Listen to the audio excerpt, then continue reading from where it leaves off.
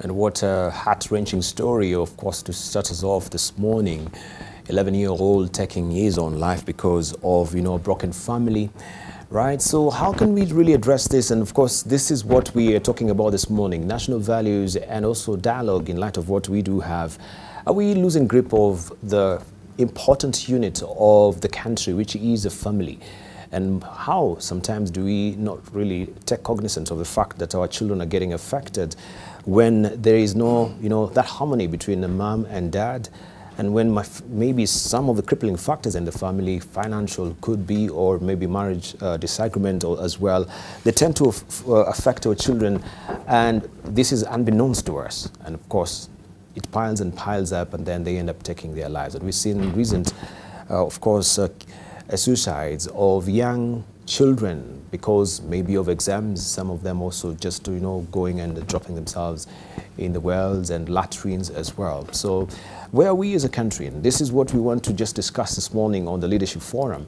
Allow me to introduce our guest today, just to also weigh in on that and to act as a segue to the discussion that we'll be having this morning on national dialogue and the national values as well.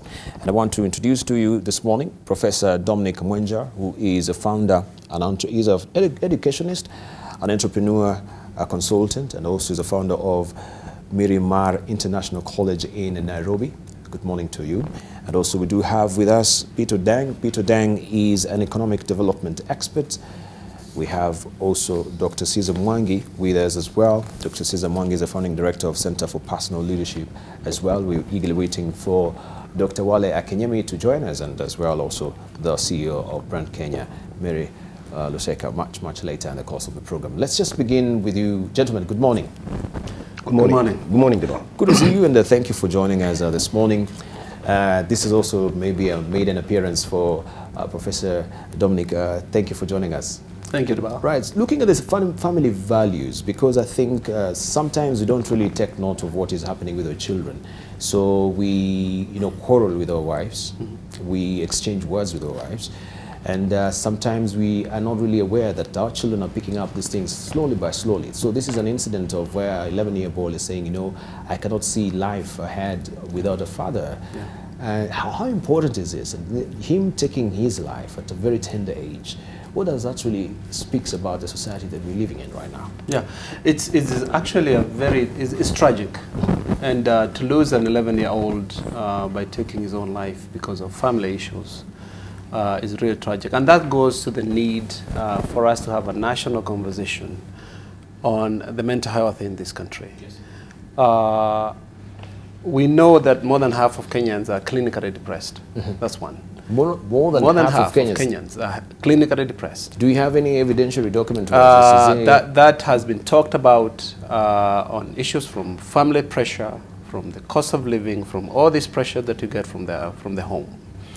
And with such a large number of Kenyans being clinically depressed, by clinically depressed, it means you are having a hard time meeting your needs. You're having a hard time figuring out what to do. And that's why you see families like that one. You see the other gentleman in Juja, I believe, 4 days ago, yes. Killed himself, killed his entire family. And if you go to the history of that young man, it is possible there is an issue of mental health in that family. I happen to have talked to somebody who knows the young man, and you can tell there is an issue of mental health in the family. And those are things. And the thing with mental health is when somebody has mental health issues, sometimes it tends to skip a generation. You see, your father is mentally ill. Maybe the grandchildren, one of them might get to be mentally ill. And therefore, we have to be alert, and we have to know the history of the individuals and the families in order for us to be able to mitigate some of these issues. Let me go back to the family. We have been socialized to believe that the father is the head of the family, mm-hmm. Which actually is not the case. The father is the foundation of the family. And when you have the foundation that's shaky, then the rest of the house is going to be shaky. And this is an appeal to fathers of this country. Fathers who believe they're the head of the family. They need to realize they're actually the foundation of the family, and therefore the foundation they give to the family determines how well that family is going to survive. This is a discussion we don't have quite often, and we need to have that discussion. You saw the issue with the cartoon. Yes, the cost of living. The cost of living. The cost of living is high. Yes. And when you go to the rural areas, Debarl, you can see the stress the individuals have in the rural areas. I happen to have spent a long time in the rural areas during the campaigns, and you can see how stressed the families are to make ends meet. And that's where now we as professionals, as individuals, as government, as institutions, we have to figure out what do we do to strengthen the family? What do we do to make sure this young man, I'll give you an example. During the campaigns, and as I go to the rural areas, you go to a rural town, Debarl, and you find a group of young men sitting on this side of the small town in the morning. Then you come back in the afternoon, the same group and maybe more have moved to the other side. Then I used to wonder, why are they sitting on this side in the morning and this other side in the afternoon? Yes. They're moving with the sun because they have absolutely nothing to do. So programs on youth empowerment, youth employment, creating jobs at the ward level, creating jobs where the people are. Yes. Those are extremely important if we are going to bring this stress level of the whole country, and especially our rural folks, to where they should feel as if we are part of this system. We have hope. I remember when I was growing up in the 70s, we had this hope that once you get out of school, you'll be able to get a good job. Because those days, we could absorb everybody who was coming out of the universities. Today, that's not the case. And it's not the case because the population has expanded. The economy is not growing fast enough to absorb all the kids that are coming out of school, be they primary school, high school, or the universities. While at the same time, you have seen, I was reading here, you have seen the issue we have now with the culture of exams in this country. Yeah, we'll talk about that. Much, yeah, okay. And the cheating and also it's just populated every sector of this country as well, and of course, even from the reports about even. And that's part of our national values. So national values as well. Yeah, thank you. Let's hear from Peter Deng. Good morning, Debarl. Good morning to you. Good morning, Kenyans. I look at the story of this young man, and what runs through my mind is two words: identity crisis.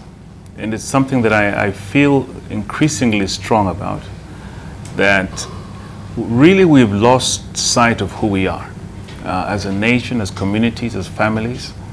People struggling to be something, struggling to achieve certain things, but not having a sense of self, not having a sense of value in self.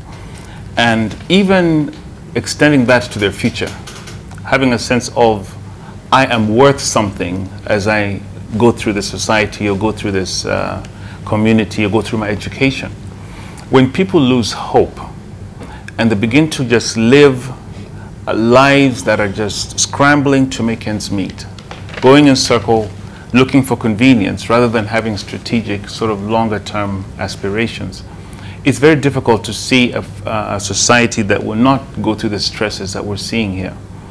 I have said, and I'll probably talk about this a bit more later, that you don't aspire for what you don't know. And you can't stretch yourself to become something you have not seen. And parenting or even mentoring or coaching or whatever, it's a very deliberate process. You know, if you want to shape a society in a certain way, it's not something that you just pray and hope it happens. You know, people need to see role models. People need to be demonstrated, especially at that young age, that this is how we live.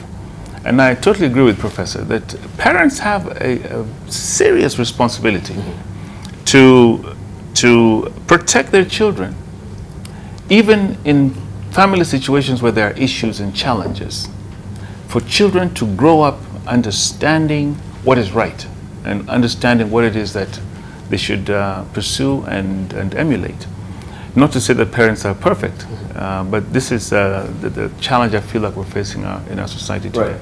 Don't you think maybe we need to change the narrative a bit? Because I think also we've perpetuated this notion that if truly you do not really come from a whole unit family where we have both the dad and mom, then you're somewhat dysfunctional in a way. So we end up having this sort of you know, a crippling sense of identity, as you're saying, going to classrooms where we coming from, you know, a single parent home, and we feel like we're not a whole human being. I'm not holistic in that sense.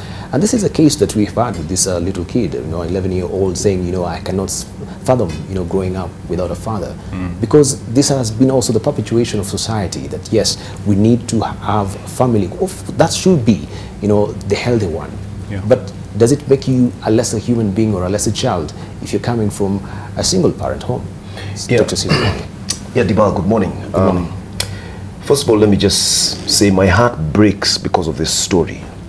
When a child takes his own life, it means that child has no hope. That child feels nobody cares about them, and therefore I'd be better off dead. And that is a really tragic situation. And you raise the issue of socialization, that maybe we feel that we are not complete unless we have a father and a mother in our home. Let's just take a step back, Debarl. 40 years ago, I can comfortably say that families, more families then were complete in terms of a father, mother, and children. Okay, that was a trend. And even if there was polygamy, etc., there was a father figure somewhere. All right, and whether we like it or not, I think nature ordained that a man and woman come together and have children. You understand? So it is a natural home for the nurturing of children, where a father brings a certain masculine aspect, the mother brings certain other feminine aspects, and together they complement one another and bring up wholesome human beings. Now, that is not the case in reality now, because we have, as you say, a lot of single parent homes for whatever reason. And we need also in those single parent homes to have other father figures able to step in and assure those young people in those homes that indeed, yes, you may not have a father, but there's a father figure. It could be an uncle, it could be a brother, it could be somebody else. So these are all support mechanisms. And I'll take a step back now and ask ourselves, in this society, what do we emphasize? I think we have a ministry that talks about gender. We have a ministry that talks about children. But we need a ministry that talks about the family. And I think that is what we are missing. And there is a very good example in the UK. At one time, I remember this beautiful story, where the Prime Minister in the UK was asked, why do you keep spending so much money and talking about the family? Why do you keep talking about the family? And he said, I talk about the family because I don't have enough policemen to look after society. Yes. If we have stable families, we will not have the kind of problems that we have in society, where people become very unruly. We have a lot of crime. We have kids who are now criminals, simply because they have not been given the values that can best be passed in a family unit. And that is where the challenge is for us. Our sense of priority is not very clear on the family. And there's a lot of stress, as has been pointed out by the professor, financially. And this cartoon of Munene is spot on. You know, the cost of living, there's a lift with very fat people. Yes. With very big teeth. Eaten a lot, got too much, and there's this poor lady, usually called Wanjiko, with her child on her back. And she's looking miserable, malnourished. Wearing hand-me-downs. Wearing hand-me-downs in tatters. Now, this woman and her children are really people living with no hope. They are wandering generalities. Nobody cares about them. But there are others who have far much more than enough than they'll ever need in their life. And this is a situation of income disparity, and then just ignoring majority of the people, and then people live in little hope and we have all the social problems that we have, Well, including suicide. Right, and I like the words that you're using, yeah, wondering generalities, but how can we have also meaningful specifics when it comes to national values? Because when we talk about, I know you've been talking a good game about national values here on the Leadership Forum, and we wonder sometimes, does it really percolate with the citizenry, or is it just work that we're doing and then we go home? What sort of change are we also bringing to the society as well when we're talking about national values? Because it seems it's all over there. We cannot really streamline it and funnel it to one channel and say these are the national values as well. Maybe we can start from that point. What are the national values that we are talking about? Professor? Yeah, Debarl, thank you. As my brother there was talking, I was thinking about family values. And as you rightly put it, we have a lot of single families in this country. And we have, by necessity, have to discuss the issue of single parenthood. Yes. I've been a single parent when I was back in the US. So I know the pressure that you have with single parent when you're a single parent. That's one of the things that we need to be able to have that discussion about. But the fact that there is no safety net for even single parents, yes, that can come either from whichever way, from maybe from the religious part, from the government, from the social safety net, whatever it is, that can help these single mothers and single moms. And also have that discussion that the family unit, the traditional discussion and discussion on family units, we say there's a father and a mother, but the reality is there will be single parents. And how are we going about supporting those single parents? Now, one thing I've noticed in this country, we don't talk enough to our children, and we don't have enough candid discussion about life to our children. That's one. And that's one thing I would encourage our parents to be able to do. Talk to your children. If the parents are separating, for example, and I'm not a psychologist, but I've been there because I've been there myself. You sit down and talk to your children and tell the children the problems that might be there in the family. And maybe daddy will be staying somewhere else for just a little while until they figure out what to do with the issues with mommy. And then the children will be able to at least, instead of getting that shock that all of a sudden I have no daddy and therefore I don't matter anymore. And for him, life comes to a total end. Thank you. Then the issue of role models, and my brother talked about here, the uncles, the neighbors, that person who this young man can look up to and say, you know, when I have a problem, I can go and talk to Uncle Joe. I can go and talk to my neighbor so-and-so. Those are issues that we need to discuss as a people, as a country. Then we'll come back to the national values, especially when we come now to education and all those other things. Thank you. And of course, talking of national values, I want to now rope in the CEO of Brand Kenya, Mary Luseka. Good morning, good to see you, and thank you for joining us this morning as well. We're talking about those national values and national dialogue, and I know also Brand Kenya, they have a document on the national values and country branding. Maybe we can begin from there, because we're trying to say, how do we funnel it to, you know, one channel that we know these are the values? You know, Debarl, the values that are really the fabric of this nation have been enshrined in our constitution. Yes. But you pinpoint one very important thing, that beyond being in the constitution, how do we make sure that every Kenyan gets to understand them within the context of their day-to-day lives, so that then we can be able to really build a nation, you know, build nationhood. And in doing so, I just want to highlight a few of them, you know, for the sake of giving you examples of how it is impacting our day-to-day lives. You know, the issue of rule of law. Rule of law is within our constitution as a national value. And you will see that we are a country that basically, when you look at it, you can almost see that duality. Duality in the sense that on one hand, there are people who are very serious about rule of law. Every single day in Nairobi, there are people who, when they get to a traffic light, they will stop. It does not matter whether there is anybody, there's anybody watching them, whether there's a policeman or, it does not matter. They will respect it. There are people who will not cheat in exams. Yes. They will respect, these are the rules. However, then we have those who have no respect for it. Matatu culture is part of our day-to-day lives as Kenyans. It is a beautiful thing for this, for this brand. It's one thing that actually distinguishes us from other countries. And it has a lot of positives. But on the other hand, it is actually one of the things that shows how we have actually no rule of law, you know? So these values are there, but contextualizing them and living them and nurturing each and every Kenyan, so that then eventually we are able to be this country that people look at and say, wow, I want to be a Kenyan, you know? And there's a lot of work that needs to go into that. Yeah. All right. Of course, so from your body, we have the National Cohesion and Integration Commission as well, who are touted to come out actually and teach us these national values as well. And also we have the Vision 2030, yeah, that also needs, I think, all the social pillar as well. This is where I think all these values also are predicated as well. Do you think maybe we need to up the ante a bit, or how is it, or how are you working seamlessly with these other organizations to make sure that Kenyans really have, or they know these values? Yeah, I think the best way to be able to nurture these values is starting from the curriculum.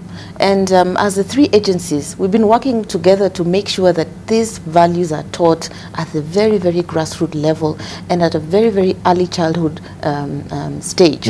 So that then it is not something that you're running a campaign to adults to sensitize them about values. We have done that. I remember even the whole of last year we worked with the National Cohesion. We had a partnership. And throughout the year we were disseminating national values through the social media and picking on topical issues. Corruption was big as a topic. And we really hammered it on social media. But that's not enough. We have to have this within our curriculum so that from the time you are born, even as you go through the education system, and it has to be something which parents are nurturing as well, because it shouldn't be that you only hear it at school and then you can memorize it and recite that these are our values. It has to be that it is enforced at home and it becomes then who you are. It becomes who you are. Let's see from Peter Ndeng before you come to you, Professor. Yeah, I totally agree with you about the values that we call our national values are to a large extent just words. They're words that sound good, like going into a corporation. You go into Safaricom or you go into somebody's website. Almost every website has, these are our values. We believe in excellence. We believe in doing things timely, and so on. And if those values are not internalized, if they're not owned, then they're certainly not going to have any impact. They're just nice, flowery things. At the national level, I totally agree that we must start early in teaching our children these values. But if our children are being taught things that they don't see in society, then we're actually going around in circles. It's like somebody who's very poor, struggling, and says, I want to go and alleviate the poverty of these people in this community. And actually what you're doing is just stumbling around. You see the problem, but you are part of the problem. And so you can't really be the role model or the example that you're trying to get them to rise up to. I struggle with talking about national values as a topic in itself, because I feel part of the conversation that's been going on in the country over the last year is the big question of nationhood. Whether we are really a nation, you know, who are we? Values for who? Because values define who you are, but values also emanate from who you are.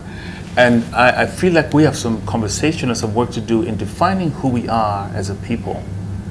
And that sometimes is a stumbling block.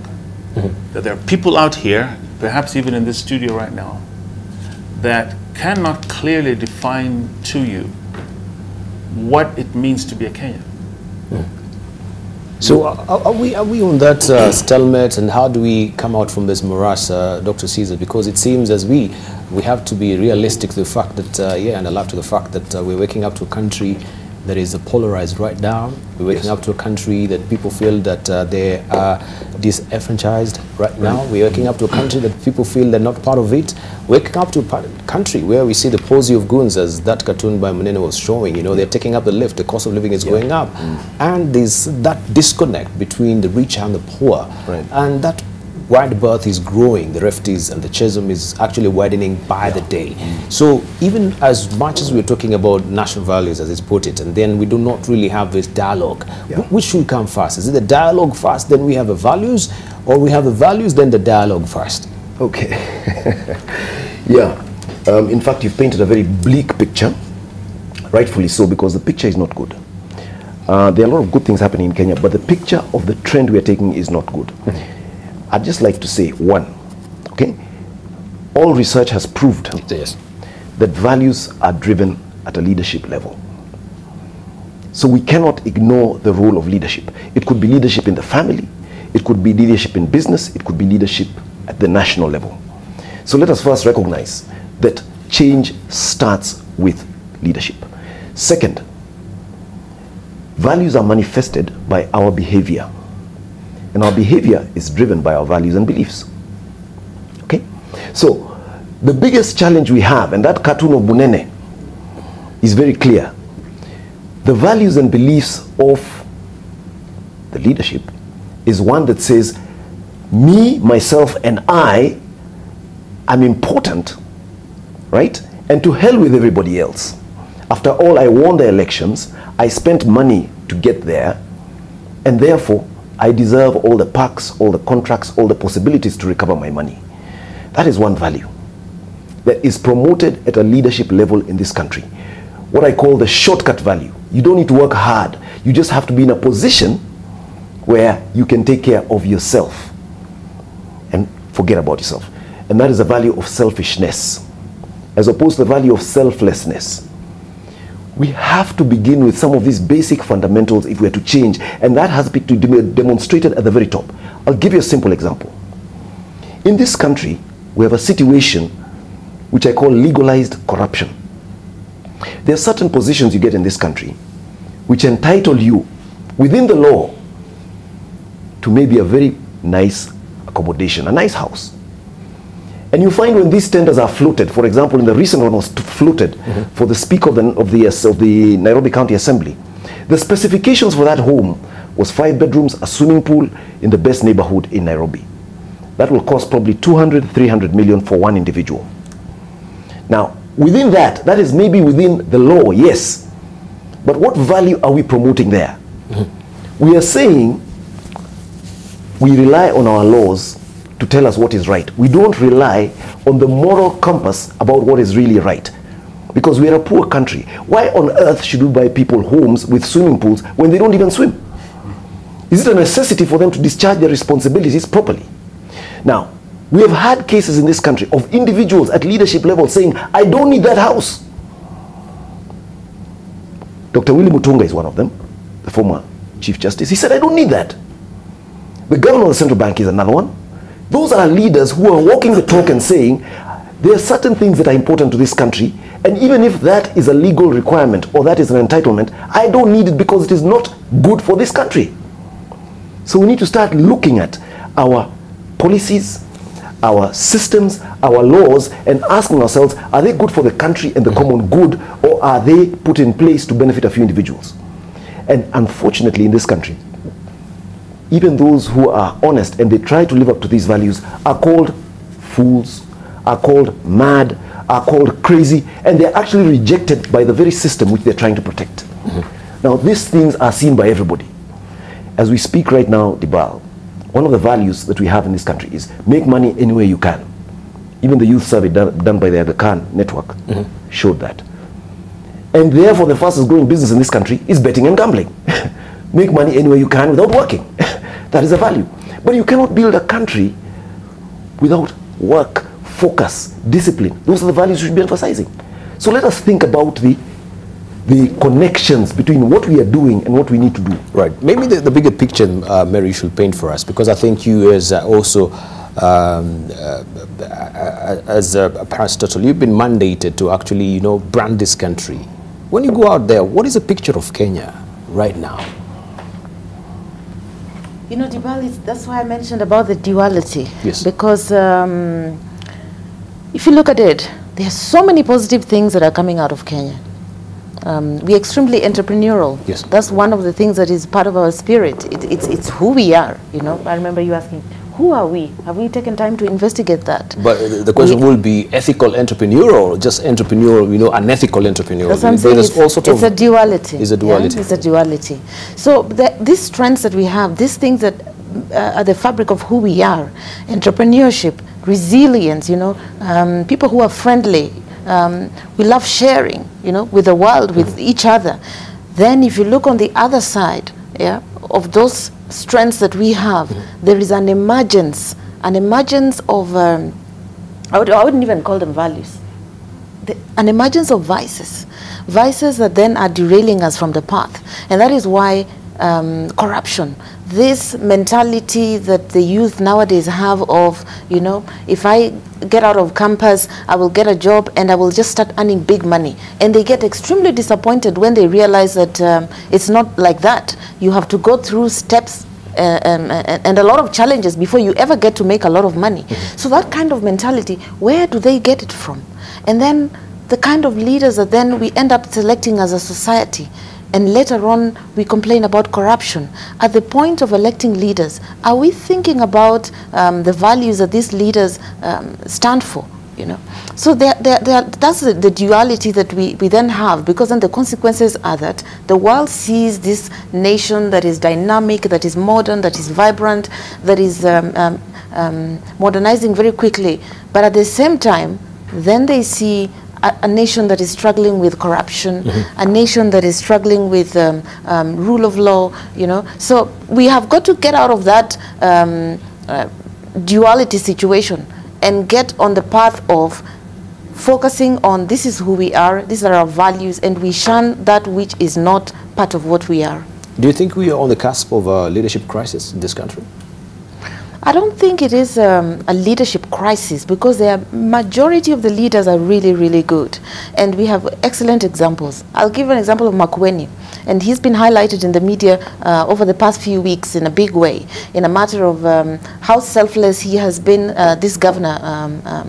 And at the same time, the systems that he has implemented within the county. The universal healthcare and all, yes. Universal healthcare. And there are so many other things. These are examples of leaders who have been selfless, and they really actually live the national values. And they represent who we are. The people of Makueni are part of Kenya. And they chose this leader. So there are so many positives out there. But we have this new crop of leaders, something that is extremely new that we have not seen before, who have been given a podium, and a podium to show off, a podium to abuse people, a podium to amass wealth, and that is what we must shun. Yeah. Right. Can we uncouple, I don't know, good leadership maybe from also a very, deep-seated bedrock faith that you have, right, in God, or there's so many gods nowadays, but we know of one true God as well. Because I believe also when we talk about Makueni, we know of Governor Kifutha Kibwana. He's a very staunch Christian as well in the first place. I've met him also in some corridors of top-notch universities, theological colleges in this country as well. Could that be that, yes, you have an essence, first of all, that gives you a bedrock of good ethics for you to be a good leader? Because you cannot uncouple if you do not have yourself a grounding somewhere, Professor. Yes, Debarl. Unfortunately, ethics and morality cannot be legislated, and they cannot be pushed by the rule of law. But what we can do, as my sister had said, there are four things that I want us to look at. One is the rule of law, and the fact that in this country you will break the law knowing there is actually no consequence for breaking the law. So we have to look at judicial system. That's one. We have to look at the law enforcement. That's another issue. You look at, my sister mentioned about the matatus, for example. That culture of, I am the king of the road, and doesn't matter what it is that you guys are doing. I'll do whatever I need to do to get from point A to point B. And you see there's a policeman over there. And that gentleman will just be waved away. And you see a policeman with a note, with a little notebook, like, oh, he's already paid for the day. And therefore, I'm not going to stop him. Let me just have him do. So from the enforcement of the rule of law, we have to look at what are we doing where, you see, the rule of law is the glue that holds a nation together. And without the respect for the rule of law, the nation starts to crumble. because there's no fear of breaking the law. And we have seen it over and over in this country, not only in matatus, also in our leadership, also in the corporate malfeasance that's taking place. Nobody ever goes to prison for corporate malfeasance in this country, and it happens all over the place. If you look at our parastatals, and I'm developing a model, Debarl, on 3 things that are squeezing this country. And the model is a triangular model, and on top of the triangle, yes, you have efficiency and inefficiency. On the left, you have corruption. On the right, you have tribalism. Now, we need to change that model from inefficiency to efficiency at the top. At the bottom, on the left, where you have corruption, you need innovation and creativity. On the right, you need what we call diversity. Yes. And our culture has been such that we don't look at the last 3, the one I just said. We are good at inefficiencies because that's where corruption rests. In strategy, there's something we call structural integrity in organizations, yes, where you have structural holes that bureaucrats are able to use to exploit them for their own good. And therefore, if you introduce efficiency, you're closing those structural holes. And that's why bureaucracies fight back in terms of corruption, because you're closing those holes. Then when it comes to corruption, you go to other countries, the more advanced countries, they're talking about innovation and creativity, not too worried about corruption, because they know if you get caught in a corrupt situation, you will go to prison. Thank you. Right, I just wanted to zero in on Mary because she'll be leaving us momentarily. She has to attend a board meeting this morning. And yes, just to give us an overview so far, because we have the national values document from Brand Kenya and also the country branding as well. What is the focus, especially as we are entering into a very choppy waters where the country, we do not know how it will be after January 30th, you know.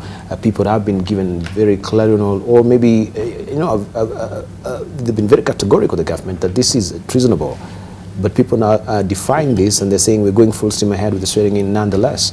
Just other papers are saying, oh, some of mediators, like former president of Passengers, just jetted into the country to mediate between the two, President Uhuru Kenyatta and Raila Odinga as well.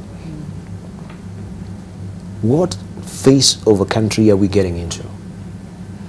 From your own estimation, and how also will it be an Herculean task for you to brand Kenya? Because the image of Kenya is at a very critical stage right now. I just want to respond from 2 angles, starting first of all with what you asked about God. You know, whilst if you look at our national anthem, we start with "O God of all creation," and honoring God is one of the values that we have as a nation. And you ask yourself, irrespective of whatever God it is that you worship, the bottom line is, as a nation, we recognize that there is a God. And drawing from that, we should then have an internal compass that believes that leaders are actually installed by God. And no matter what it is that we think about who should have been the leader and who should not have been the leader, looking at it from that perspective, in the end, any Christian, any Muslim, any person worshipping any other god would then, at that very, very quiet moment, respect and really say, the leader we have is the leader that God has given us. You know, how do we work with this leader, despite their challenges, to make Kenya the nation that we want it to be? So that we can get the successes that we're looking for at a national level, at individual level. The transformation we're looking for, really that is at that individual level. But then we have the Constitution, because beyond our personal beliefs and everything, you know, we can have as many views as there are. We have a Constitution that guides us.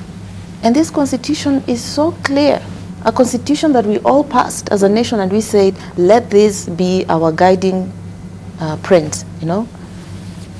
It is so clear as to how leaders get installed to govern this country.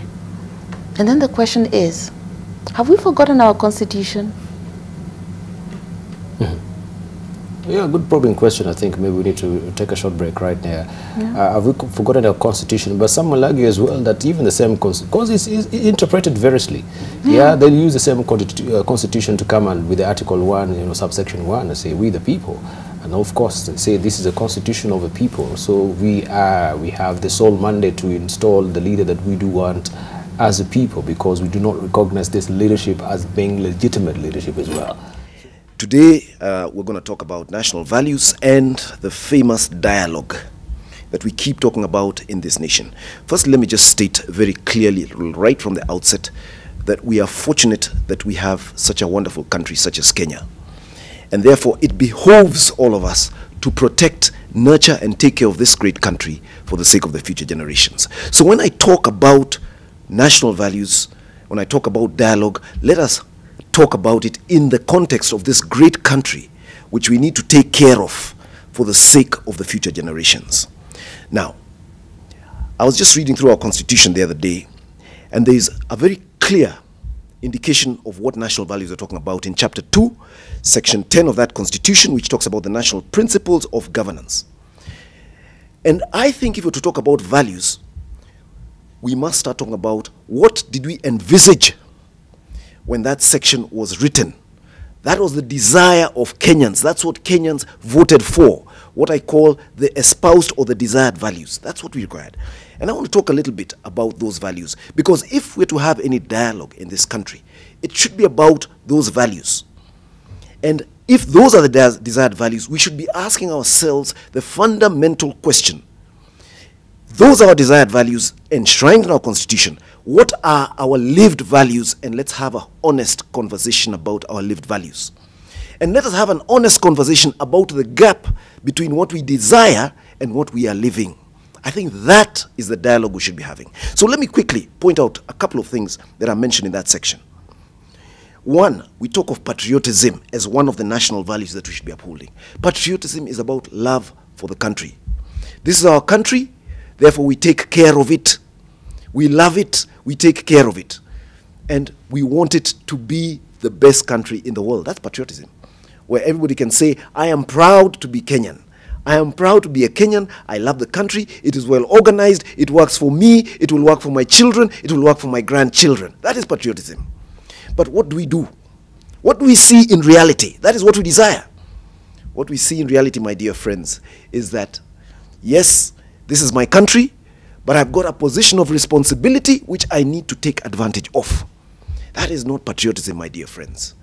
This is my country, but I've got a position of responsibility where I have access to resources that belong to this country for me, myself, and my friends. That is not patriotism.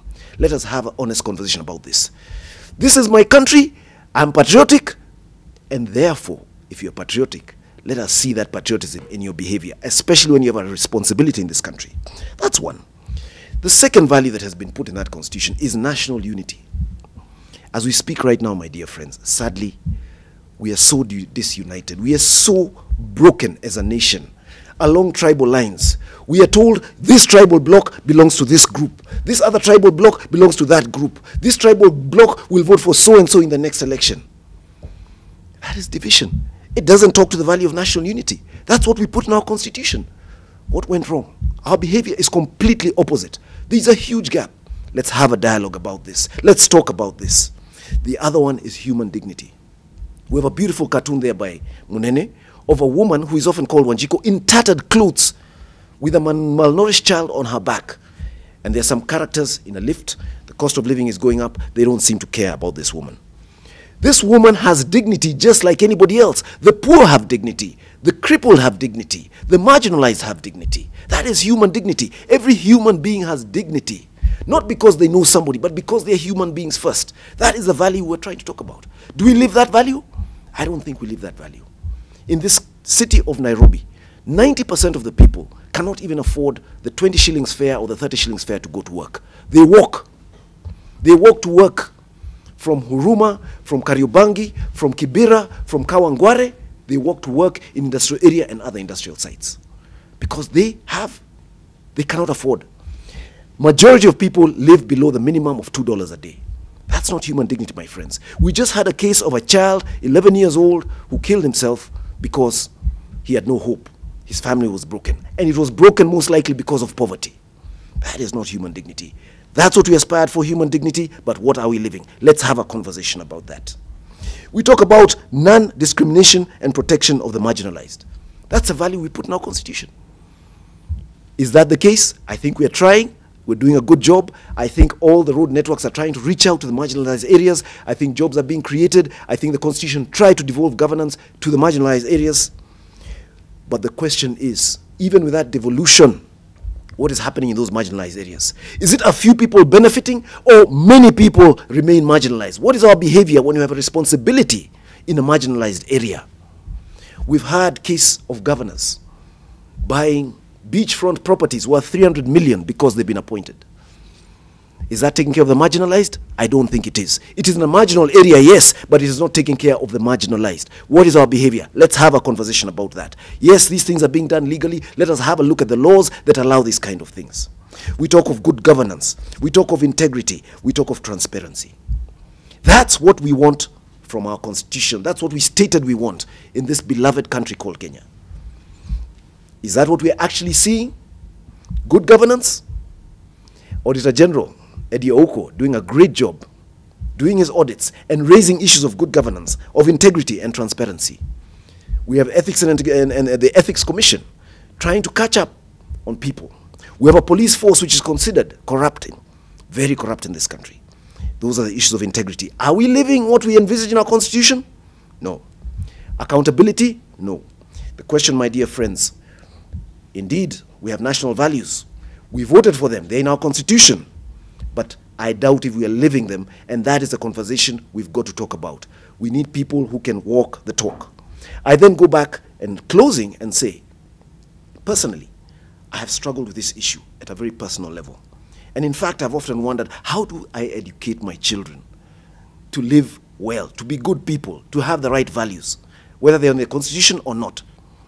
And the greatest commandment, I think, is very clear. It says, love God with all your heart and all your soul, and your neighbor as yourself. Because God is love, and he's telling us, love your neighbor as yourself.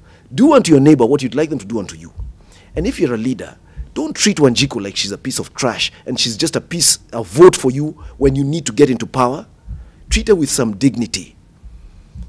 Make her life better, just as you'd like your life to be better, you'd like the life of your family to be better. Make the life of Wanjiku better. And I think then we shall be living the values in our constitution. Then we shall live a good life and take care of this country for the future generations. And most important, please, everybody has a responsibility to leave a legacy, because we are all in transit. We have an opportunity. NTV and the programs we do, you have an opportunity to make a difference in this country and leave a great legacy of leaving a country better than we found it. I think that's a conversation we should be having. Thank you very much. Thank you, Dr. Cesar Mongi. I do hope, of course, the conversation percolates with Wananchi as well, talking about national values and dialogue. That is Dr. Cesar Mongi. Critical point of national unity has been raised. Human dignity, it's appalling, and we know how undignifying poverty is as well. And how can we bridge this chasm that we know of the rich and the poor that is widening in this country as well? We have a lot in this country that we can share equally, if only people cannot, really just think about themselves and self-interest, and of course being narcissists as well. Right, let's move on, and we hear also from Peter Ndeng, who is an economic development expert, also is a business strategist and author with over 25 years of leadership experience in the corporate and public and non-profit sector. And of course, he's going to talk to us. He's a writer as well. He's going to talk to us and give us more details on what he thinks about national dialogue and national values in this country. Peter, you've got 5 minutes beginning now. 5 minutes, okay. Good morning, everyone. I am not in the mood for giving a lecture this morning, so I want to have a conversation. And what I want to do really is ask you a question. And the question I want to ask is, who are you? If I were to meet you and ask you, who are you, how would you answer me? In many instances, people respond to this question by saying, I am the managing director of, or so you tell me what you do. Oftentimes, people will tell you what they used to be. Oh, I am the former this and that. So we try to find something that gives value to who we are. And so we end up actually never really addressing, many of us, the question of who we are. I'm going to come to the question of values in a minute, but I want to address this issue of identity, because I believe that is at the core of our problem in this country. Many of us walk around with a number of identities. One is that identity of who you want to portray. We had Mary here from Brand Kenya, and the question was asked in the earlier discussion, what are we trying to portray to the world? What are we trying to express to people who are watching that we are as a country? How do we want to brand ourselves? The clothes we wear, how we shave our hair, the things we do often has to do with this image, this self-image that we want to portray to the outside world. Then there's the you that you aspire and wish you were. I remember some years ago when I was with the government, I was with the NEPAD Secretariat. We traveled as a delegation to the city of Maputo. And I remember it was my first time there, and we arrived at the airport and drove down this long road to the convention center where we were going to be staying. The president was part of this. There's a big entourage of people. And I remember asking somebody, where are the people? Because the streets were so clean, and there were no kiosks. You don't see any of this riffraff that you expect in a country that was just emerging out of war and this kind of thing. They said they've cleaned the streets because they know all these heads of state and cameras and the world is coming into Maputo this week. So there's that you that you somehow want to portray and maybe aspire to be, but it's not the real you. Then there's the you that people outside see of you. They look at you, and often what they think of you is not what you think of yourself, but what they think of you can even shape how you think of yourself. How a European sees an African or a Kenyan may, in the long term, also influence how you think of yourself.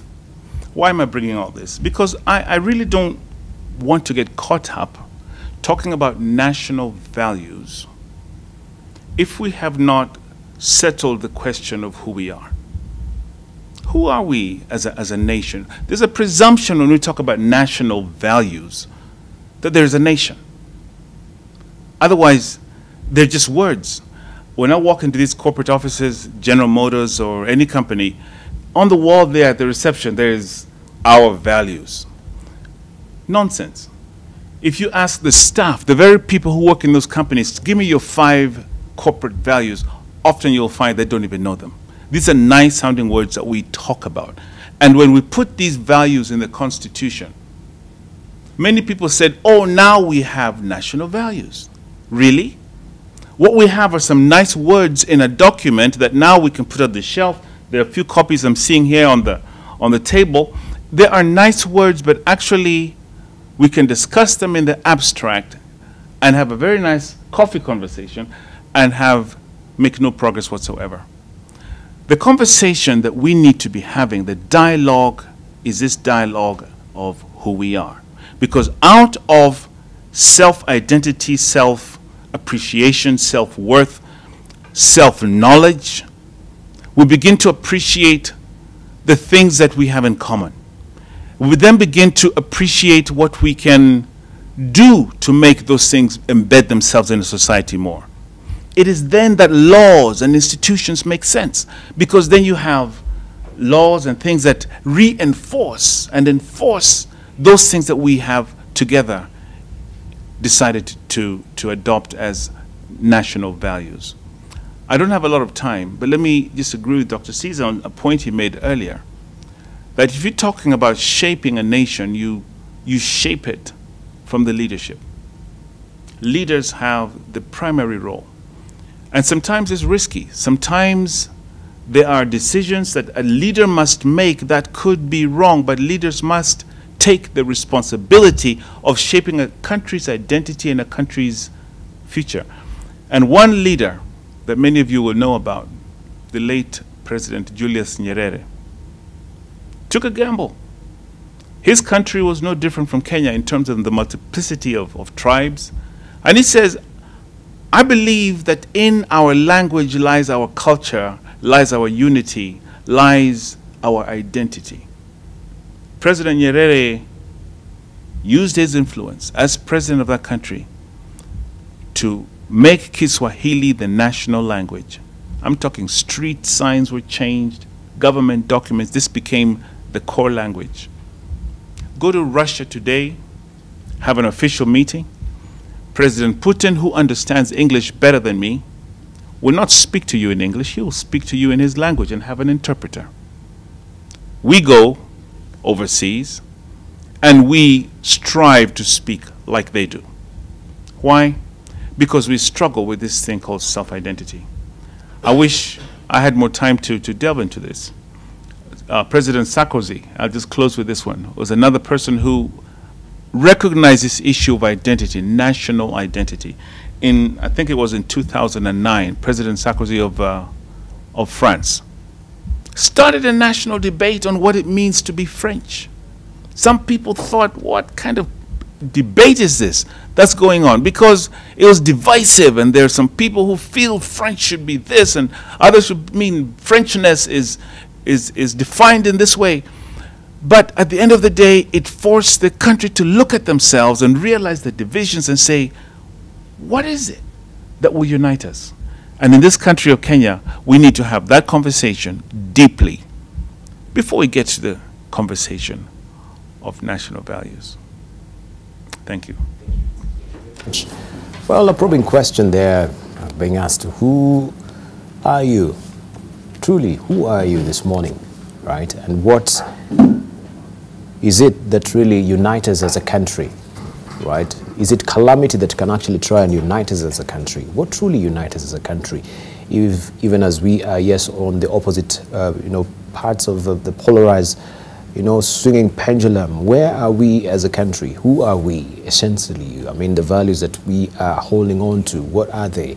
I think that's a pause giver for us this morning, that we should be asking ourselves those questions. Thank you very much, Peter Ndeng. Up next, we have Professor Dominic Munya, and he has been an educationist, an entrepreneur, a consultant for over 28 years in the United States, Asia, and Africa, and also he's a professor of strategy. Professor Munya has taught at all levels of higher education, from undergraduate to doctoral degree programs specializing in strategy, governance, social networks, organizational change, and development. Also, he has been a dean and a CEO, a university president, the vice chancellor, that is, an entrepreneur, as well as a consultant for more than 2 decades in the USA, Asia, and Africa. He's a founder of Miramar International College in Nairobi, education and healthcare resource also in the UK, and the Miramar Center for Strategic Leadership and Entrepreneurship in Nairobi as well. We're going to hear from him. Let me just set up also my stopwatch here, starting now. 5 minutes. Thank you. Thank you, Debarl, and good morning, Kenyans. I want to start by asking ourselves a simple question, and I would like every Kenyan to ask themselves the same question. What does it mean to be a Kenyan? If somebody met you on the street and asked you, what does it mean to be a Kenyan? Can you be able to answer that question? And I'll try and answer that question in the context of mirror. When you look in the mirror, what I encourage people to do is to look into the mirror, not through the mirror. When you look into the mirror, do you see yourself in the image of yourself, or do you see yourself in the image of others? So as define yourself as a Kenyan and what it takes for you to be a Kenyan, the person you see in the mirror, does that person exemplify what you believe is a Kenyan? And I'll touch on several things. One, the rule of law.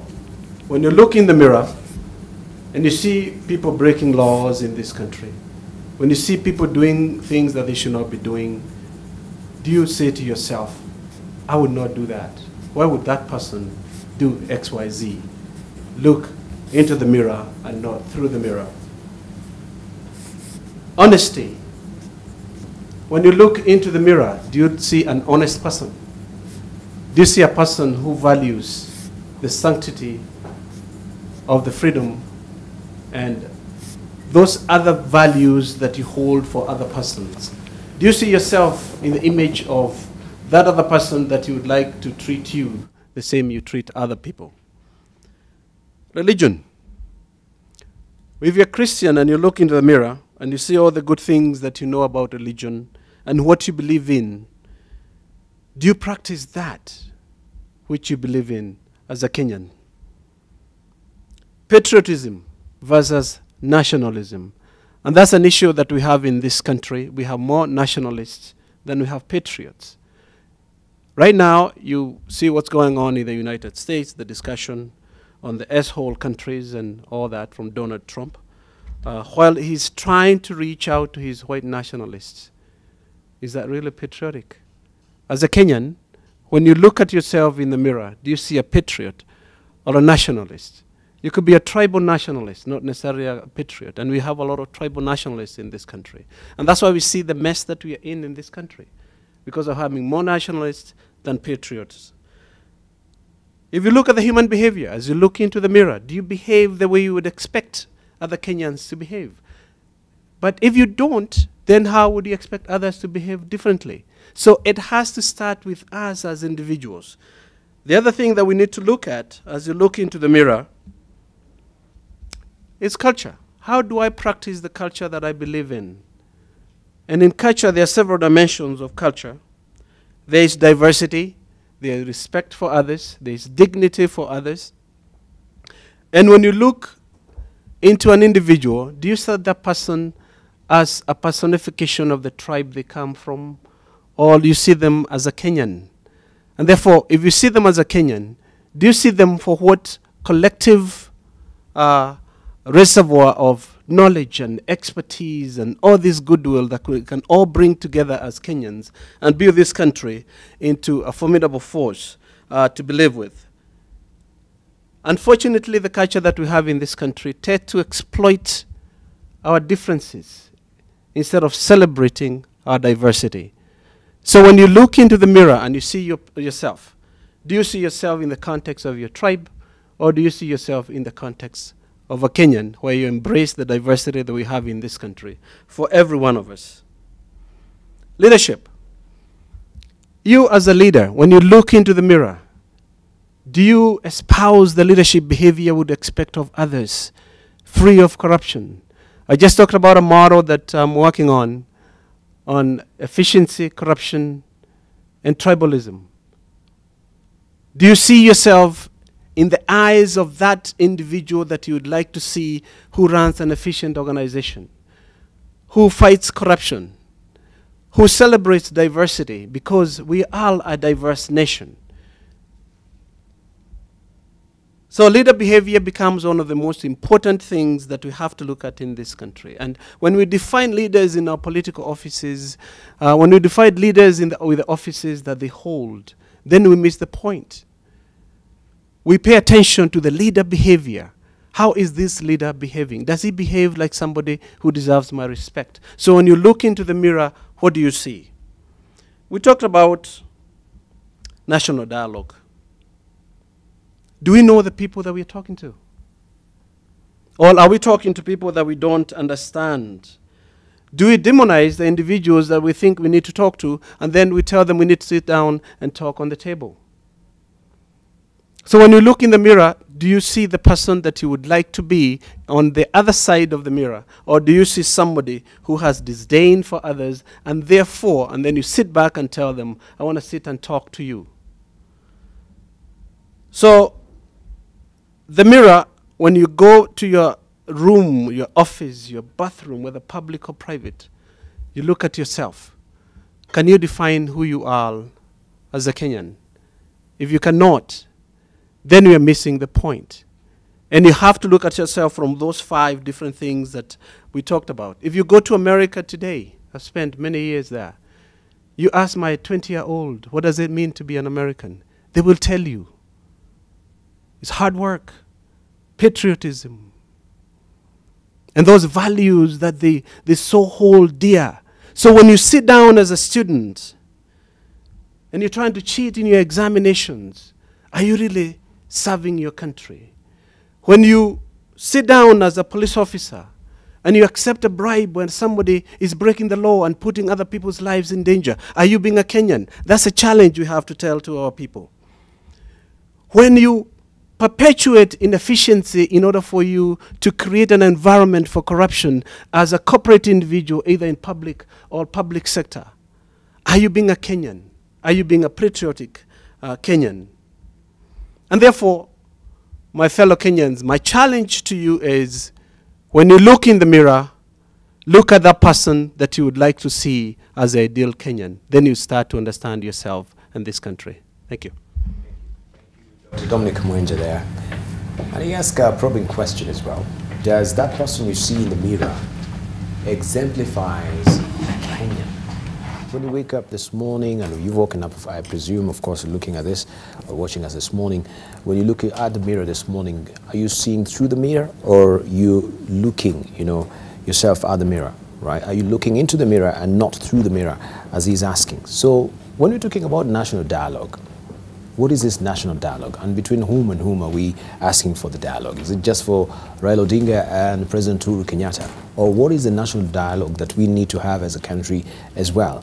So we want actually to drill deeper, and remember also I'd asked you to weigh in on this. You can actually cross over to our Twitter handle, AM Live NTV is a Twitter handle, AM Live NTV is a profile name on Facebook, and 20505, our SMS portal. Also, our numbers will be up momentarily. We want to hear from you, because we are the people who should be having this particular dialogue. It is not just left to the political class. Where are we as a country? What do we need to do where we actually entrenched with moral decadence in this country, and where we know maybe we've lost our moral compass, which is now flying every which way? How can we get back to the true north as a country? And this is where we want now to drill deeper with our panelists and talk about this. Maybe a good starting point is where also you began, Dr. Cesar Mongi, and it should be a tender reminder to our viewers as well, from Article 2 of the Constitution, I think subsection 2, it's Article 10 actually, of the Constitution, subsection 2 says, the national values and principles of governance include, just to remind you,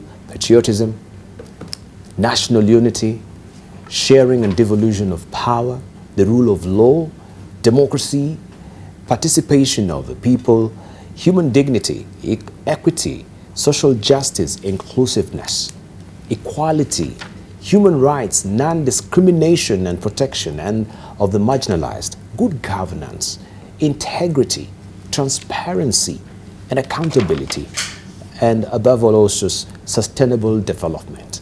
Looking at all these hallmarks that, yes, we've been given here from Article 10 of the Constitution,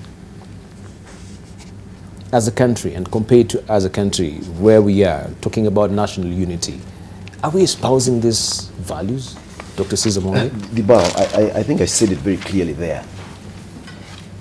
We have a huge, huge gap between what we claim are our national values and what we live, right? And the problem that we have is that we're very good at putting together the best documents in the world. Mm-hmm. We always brag about our constitution as being the best constitution in the world. It is useless if we do not live according to the principles there. It's just a piece of paper. We have the best vision 2030. It is useless if we don't live according to that plan. So let us move away from documenting things to living. Let us move towards being better people. Being people who are honest with ourselves, as the good professor here has mentioned. Mm-hmm. Let us talk frankly. We are not living these values, point blank. And in the process, we are destroying our country. We are not making a better country for the future generations. Because we are so greedy, we are trying to eat up everything now as if the world will end after we are gone. Kenya will continue after we are gone. Mm-hmm. And our children are going to be there.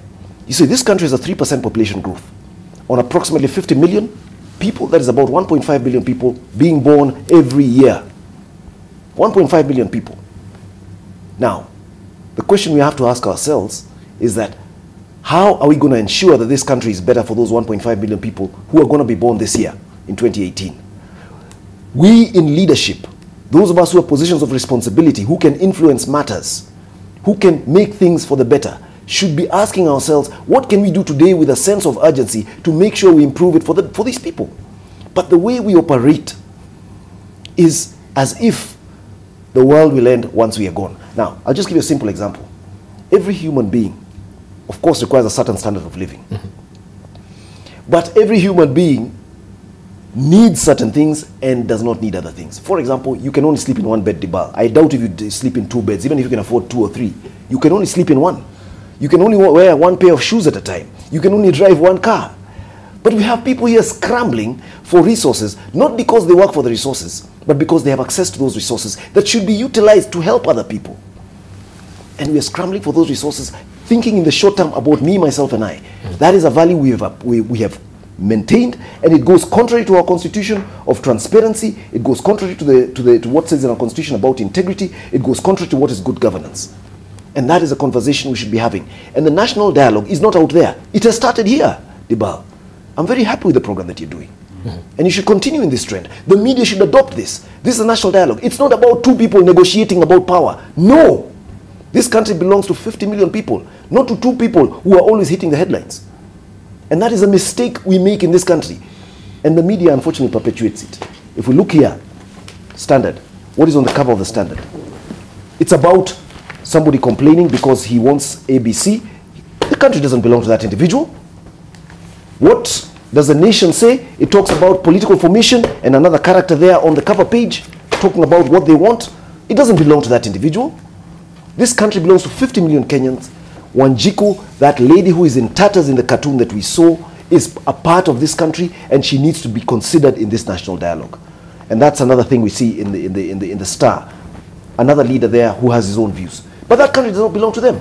So the media also, please, let us also be careful about assuming that this country belongs to a few. Dialogue is for everybody. But dialogue is for everybody, but who are we? This is the probing question that Peter Deng is asking. Who are we? Who are we? Yeah. Debarl, that's, to me, it's a fundamental question. It's a fundamental issue, which has, over the past year, perhaps the last couple of years, I've seen some conversations reach a place where people are calling for secession. People are saying, we don't want to be part of this country. We want to form another country. People at the coast or people at, in certain regions. Who am I? I like to put myself out there as an economic development specialist. But I don't mind wading a little bit into politics because I'm also a bit of a political animal. And I want to say that this talk of secession is at the core of our identity crisis. And the misinterpretation of what the problem is, to imagine that it is a geographical problem as opposed to a human problem that needs to be solved, is what has led to what you see in South Sudan and other countries that have gone down this path. South Sudan was split in order to resolve suffering and a long protracted war. I think you would agree with me that today that country is South Sudan is experiencing greater suffering and greater turmoil than it had even during those 20 years of war. So I come back to leadership of this country needing, and leadership, I don't mean just political leadership, I'm talking even the religious leaders and others, becoming part of a broad-based conversation to help us identify ourselves. And I don't mind even thinking way out of the box like Nyerere did, to force everybody to become a Swahili speaker. And that becomes the defining language that holds all of us together, to subdue all our various differences and to try to form a national, a united country that has a sense of oneness and people have a sense of belonging. I don't come with the answer to this, but I come with that challenge to our leaders and to ourselves, that we need to have this conversation at that level and stop kidding ourselves that by promulgating values a list of values that we're going to change this country. Thank you. Yeah. Just to remind you, of course, we had the, the Truth, Justice and Reconciliation Commission. They went about all the country, all over the country, trying to get views of Kenyans on the truth and justice, and also restoration, on how they're going to, bring about restorative justice, distributive justice, and all that jazz. But where did it really come to, a full fruition of this as well? That is a probing question that we need to ask ourselves. And he says, and he mentions, even as much as we come up with all these documents, and we talk a good game about documents and implementation in this country, this dialogue needs to start with the wananchi. And this is where the forum that we want you also to engage, to call us in, to ask questions and share contributions. I can read some of the tweets that I have here. You mentioned Nyerere, and we have John Gidanga saying that Nyerere installed nationalism in Tanzania through Ujamaa. That is why the country is relatively still united, unlike Kenya. And by the way, they have more tribes than we do here in this country. Yet we cannot hear about tribalism in Tanzania. We have also Kennedy Omoge saying the Constitution is as good as those implementing it. Even a bad law is good in the hands of good people, it says. Or he says. Then we had also Skipper, not as a nation, but as individuals believe there is God. A nation or government shouldn't have a religion, because once it does, so it will be chaotic. Well, that is his own opinion, Skipper there. Jack Jagero says that some children always think they're right and are all wrong, Well, and others maybe he wanted to say are all wrong as well. And also we have, that is Axena Saxena say, I just complimenting actually the discussion that we do have this morning. We have Terry Ikere saying, parents need to be first of all parents, and then friends to their children.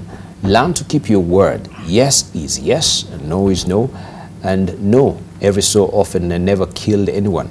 It's life. You don't always get what you want. And we have also Mwangi J saying to be a Kenyan means being on your own when the elite are having their day, but being part of you, when things go, but being part, not of you, I don't know what it means there, when you go south. Now lastly, I can read also, he says, no, let me just not have that one. We have also Kennedy saying, I have always maintained that change in this country will happen through leadership, and it's both government and opposition. Otherwise, alternative leadership may as well initiate the change, but resources constraints render it impossible in this country. That is what we have from the Twitter handle. Right, let's hear also from our callers who are hanging on the line this morning. Hello, good morning. Good morning. Right, we have Philip from Embakasi. Let's begin with you, Philip, as well. Philip, good morning. You have a question or a contribution very briefly for our panelist? I have a contribution. Yes. Yes, I just want to thank you. All right, we think we have mixed signals there. Can we just take one line, then we begin with you, Philip, please. Philip? Philip, continue, we can hear you. Hello, good morning. All right, they always say the monkeys are hanging on the line, so it seems the monkeys are hanging on the line this morning as well. We'll get back to our callers as well. But just briefly, from the comments that you've had, and I know also you had your own notion that you wanted to weigh in before I rope in Twitter handles and also our callers. Yeah. Professor. And let me go back to what Dr. said there about, and my brother here has mentioned the same thing about the talk about secession, the national dialogue and all that. We have to look at this from an educated, analytic point of view. There's a gentleman called Che Guevara. Che Guevara. And Che Guevara he was a Central American revolutionary who led several revolutions in this in South America, Central America, ended up in Africa in the late 50s. And he's the one who actually guided Fidel Castro in Cuba when they overthrew the Batistas. Mm-hmm. From the conversation that I'm seeing about the secession, and that's why the national dialogue actually start now to start not making a lot of sense in terms of it's either this or that, and that's what I was trying to get at. Now, Che Guevara's philosophy on evolution was if you get the country to burn on the fringes of the country. There's fire here and there and there and there. The center will collapse on its own.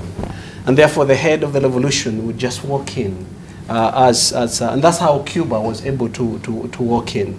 If you look at what one of the individuals who is in this paper was talking about, the country, the counties that need to secede, Debarl, you can see Che Guevara all over the place. You start from Mombasa to Kilifi to Lamu to Garissa to Mandera, then you go around, you go to Samburu, Turkana, Marsabit, the other side of West Pokot, now you have Bugoma, Kisii, and all that. And you can see the Che Guevara ideology coming in, where now there's chaos across all these counties. And then if there's that much chaos, then the center will slowly collapse on its own. So this thinking of secession it's not that it doesn't have a historical and perspective to it. There is that, and we need to pay attention to that. So the last thing that we want to do in this country is to come to a point where... Just hold on to that point, because we have Kennedy hanging on the line. Yeah. We don't want also to lose our viewers who are on the line. Hello, good morning. Yeah, good morning. Morning, Kennedy from Nandi. You have a question or a contribution? Yes, nina swali katika hiyo mazungumzo ambayo inaendelea katika NTC. Yes, yes. Mambo ambayo inahusu mazungumzo katika taifa letu la Kenya na katika community. Yes. Kwanza watu ambao wanatoka katika kijiji ama neighbor. Kwanza waanzie katika mazungumzo. Hili inapo songa mbele katika mazungumzo. Yes. Huwa sisi kama majirani tuwe kwanza na mazungumzo. Huwa tuwe watu ambao tunaelewana katika majirani zetu.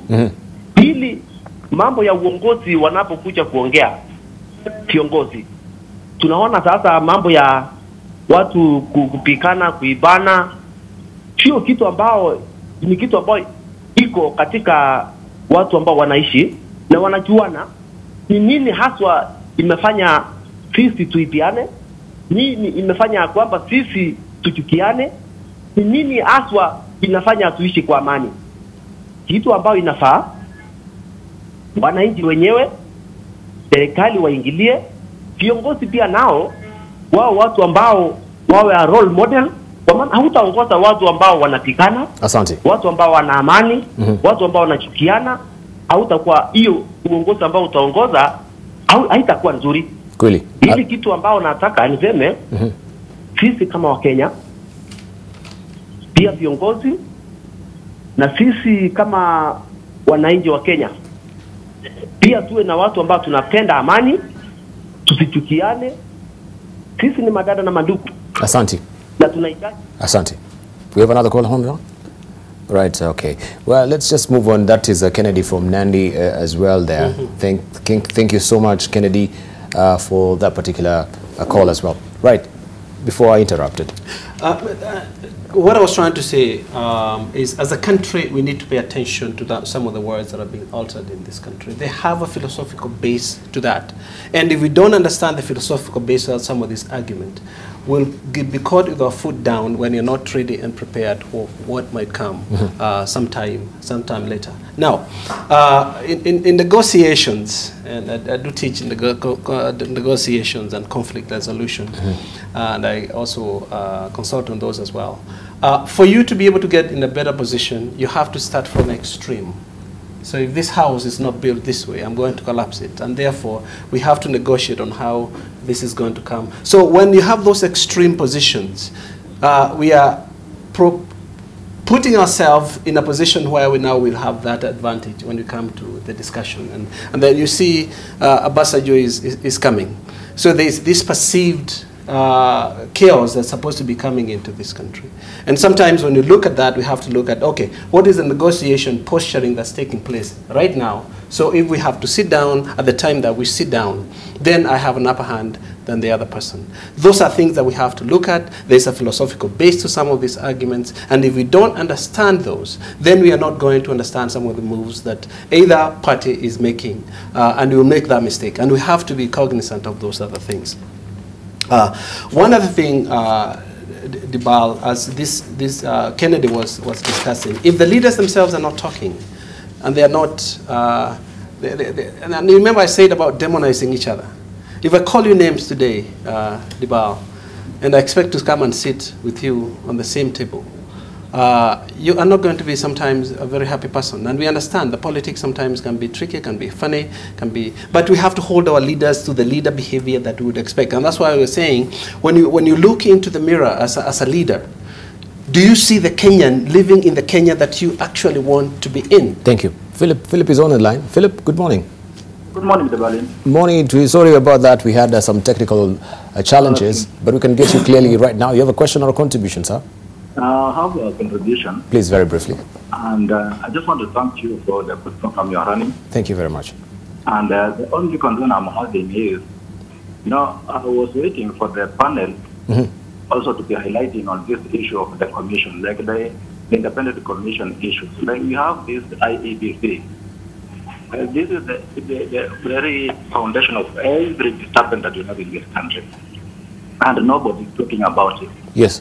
Because I think if we have a genuine commission that has to run for election, and we have a genuine election, we will not be having such like issues every time we go for election. And this decision only comes because we have a failed commission that is supposed to be running for the truth of the whole country.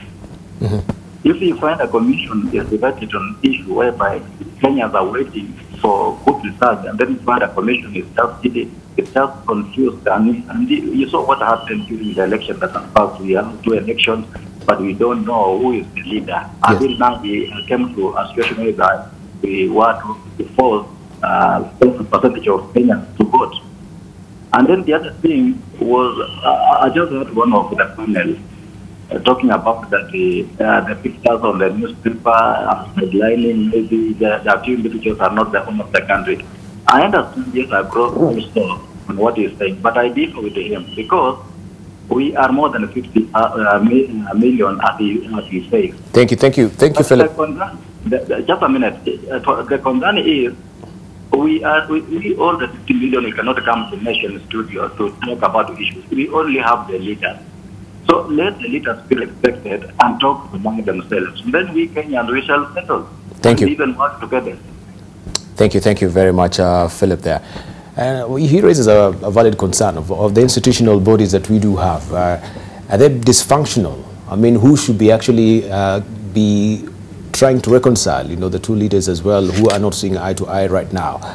Which constitutional body should we go to? Is it the National Cohesion and Integration Commission, or is it just looking for head speeches? But the two leaders who are there, then it seems then, they'll be punching above their weight if they go to Uhuru Kenyatta or Raila Odinga to try and mediate. Should we have Obasanjo coming to the country? Should we have other dignitaries or envoys really coming to the country as well? Yes. Briefly, as we're winding up, because we're strapped for time. It's very interesting. We have Independent Election Boundaries Commission. Nobody trusts it. We don't trust one another in this country. Yesterday, I had a conversation with somebody, a gentleman who was a very senior finance executive in a company. And he was very honest. But he was telling me that everybody thought he was a thief. And he was taking advantage of his position when he was not. Because everybody who was watching him was saying, if I had that position, I would take advantage. So if you're corrupt and you cannot be trusted, you cannot trust anybody. The core of our being, unfortunately, has a problem. That's why we find the possibility of trusting others is very difficult for us, because we ourselves do not uphold that value of trust. And I think that is a big challenge we have as a nation. And that, unless we fix it at the very basic level, we will continue with this back and forth, everyday 5-year rituals of elections that are considered scams, because we cannot trust anybody in this country. We've got to build the core of our being. There's somebody who mentioned, one of the callers, he mentioned a very good thing. He said, good people, we need good people who can implement the Constitution and good people who can amend the Constitution if it is not good. So the core of our being, the problem we have is about being good people. People with good values, who are guided by a good conscience, which is well formed, to make good decisions for the greater good. I think that is where the problem is. Thank you. Peter Deng, your closing remarks on this.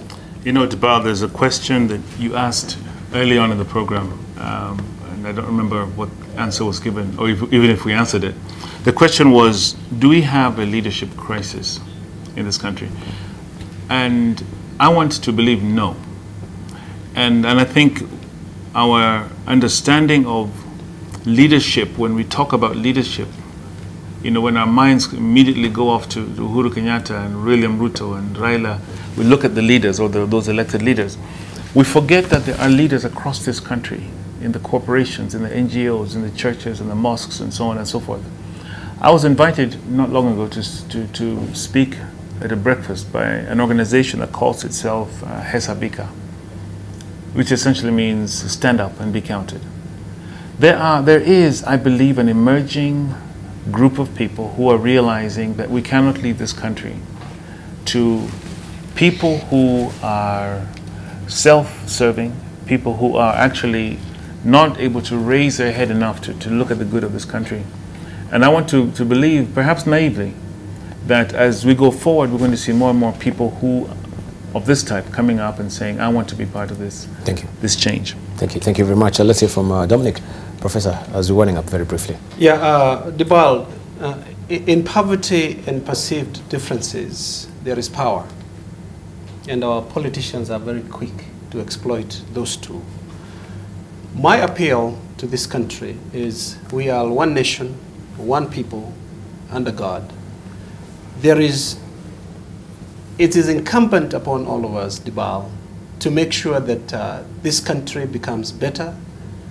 It's better. I want this country better today than the way I came onto the show.